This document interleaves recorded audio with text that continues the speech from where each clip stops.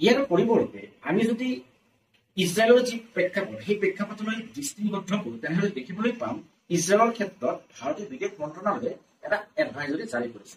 অৰ্থাৎ ইজৰাইলত থকা ভাৰতীয় লোকসকলক ভাৰতলৈ ঘূৰাই অনাৰ ক্ষেত্ৰত কোনো ধৰণৰ ভূমিকা ভাৰতে গ্ৰহণ কৰা নাই।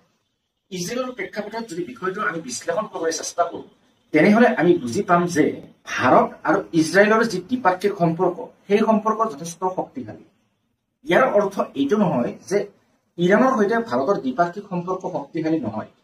ইৰাণৰ সৈতেও ভাৰতৰ সম্পৰ্ক যথেষ্ট শক্তিশালী, কিন্তু ইজৰাইলৰ সৈতে ভাৰতৰ যি দ্বিপাক্ষিক সম্পৰ্ক সেই সম্পৰ্ক ইৰাণৰ তুলনাত অধিক সুদৃঢ় আৰু শক্তিশালী। ইজৰাইলৰ যি ডিফেন্স চিষ্টেম সেই ডিফেন্স চিষ্টেম অতি শক্তিশালী। যদি যুদ্ধসদৃশ পৰিৱেশৰ দোহাই দি ইজৰাইলত থকা ভাৰতীয় লোকসকলক ভাৰতীয় বিদেশ মন্ত্ৰণালয়ে অথবা ভাৰত চৰকাৰে উভতাই আনিবলৈ চেষ্টা কৰে তেনেহ'লে ইজৰাইলৰ যি এয়াৰ ডিফেন্স চিষ্টেম আৰু ইজৰাইলৰ যি সামৰিক শক্তি সেই সামৰিক শক্তিৰ ওপৰত যে এক প্ৰশ্ন চিহ্ন উদয় হ'ব সেই কথা ভাৰতে ভালদৰে অৱগত। আৰু হয়তো এই প্ৰশ্ন চিহ্ন উদয় হোৱাৰ বাবেই ভাৰতীয় লোকসকলক উভতাই অনাৰ বাবে বৰ বিশেষ প্ৰচেষ্টা অথবা অন্য ধৰণৰ কোনো ব্যৱস্থা ভাৰতে গ্ৰহণ কৰা নাই।